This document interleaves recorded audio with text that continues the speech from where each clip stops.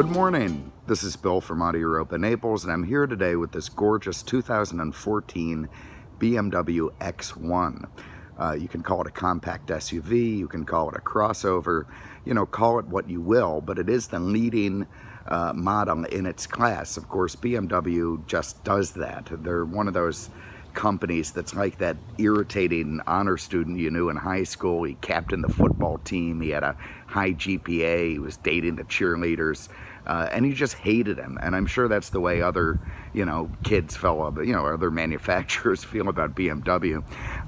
They just build these things so well, so appropriately. They're good looking, they're reliable, they're stylish, they're practical, and they really get the job done.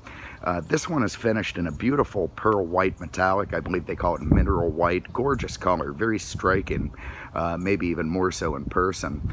It has very attractive optional alloy wheels. They look great on this thing, really bring it out. Some lovely nickel and aluminum trim. You've got the rails up top, those really good looking rocker panels with the contrasting silver and black trim. Up front, you got the same story with big fat kidney grills and fog lamps and angry looking headlights, and it's just a good looking piece. It really is. Everything on this vehicle is in great shape. Reason being, just 10,000 miles. So one owner, 10,000 miles. This thing's barely been used. Just has the overall appearance, inside and out, look, feel of a new vehicle. Very back, nice rugged styling, like the little faux diffuser there at the bottom with the twin pipes, big thick Pirellis on there, just a good looking piece. Rear wipers, nice stuff. Also LED tail lamps that are just attractive to look at. Back here you can see it has the all-weather mats inside the car. Nice, those things cost a fortune from BMW.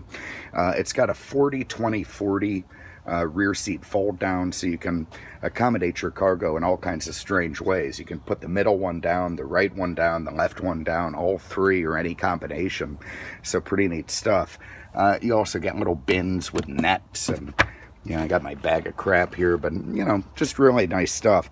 Underneath here we're probably gonna have some kind of storage. And look at this, we got bungee tie downs. And then inside, more places to put stuff with great little cargo dividers that you can set up to put them as you want them. Just really practical. There's that big V8 up again. I love that sound of that LS every morning. I really do. So confoundingly, on the 14.3 series, you have to pull the interior hood release twice to open it, which is, kind of nice once you get it, because you don't have to get your finger dirty if you're, reaching in under the hood. Inexplicably, that's only on that car and not on this one, but yeah, who knows? I'm sure BMW has something in mind. Here is a 2.0 liter, 240 horsepower, turbocharged 4-cylinder.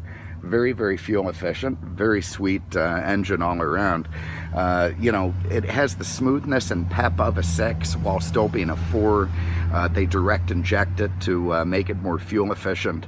I'm not sure I feel about the direct injection, the tap sounds you get from some of these.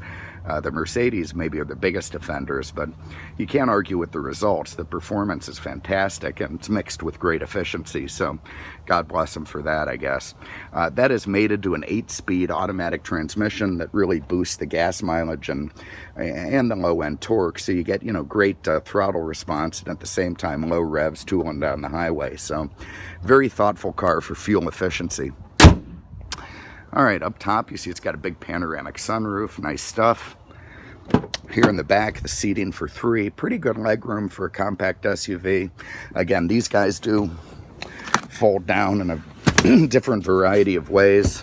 Now we've got our center one down.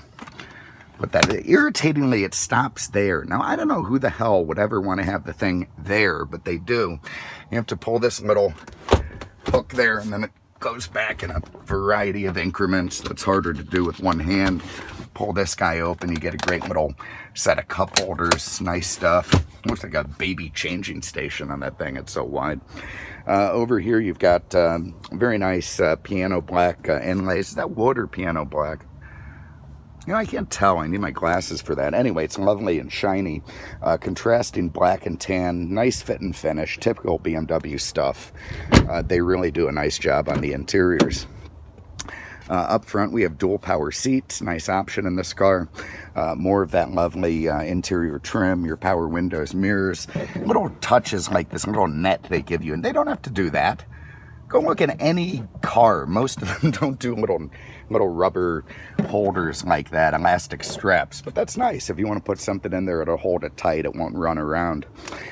You've got memory on the driver's seat. It's heated, very nice this morning. It's a little bit nipply, and you know, everyone's going to be real happy with that. So let's hop in, fire this thing up, key in, start, stop, turn down NPR, close the door, let that thing beep at you for a minute. Really irritating beeping. Didn't do that. I suppose if I put my belt on before starting it, then I probably wouldn't. I'm sure when the phone connects, we're going to disconnect from the camera, so waiting for that to happen. Hasn't yet. We're going to keep going. Okay, so very nicely laid out instrument cluster, lovely, classic BMW, orange backlit, very visible, very nice. You can see you've got a little driver information center in there. If we go through different stuff, we've got range, average miles per hour. Look at that, 22 miles per gallon average, and I've been getting on it. So very nice stuff. You got a clock, you see just the 10,000 miles. Nice leather steering wheel here, grippies at the 10 and 2, nice and fat, lovely to grip. Over here, BMW's iDrive. This does have the optional stuff like the navigation. Very, very nice. You've got a Bluetooth telephone. You've got your satellite radio. Do you have some? No, you don't have sat. You're going to have to plug your phone in for that. And use it through the Bluetooth audio. And, you know, Office, if you want to, I don't know, what, send emails or something, contacts. You know, I don't know about this stuff. I mean, who needs to keep the Office in their car? I know everybody does it, but for Christ's sake, can we just disconnect from the Office when we go home? Let's see what settings you can do.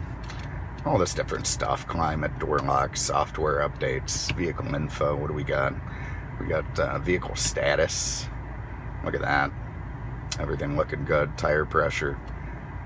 All the service increments. Really nice stuff. You can even schedule service through that thing.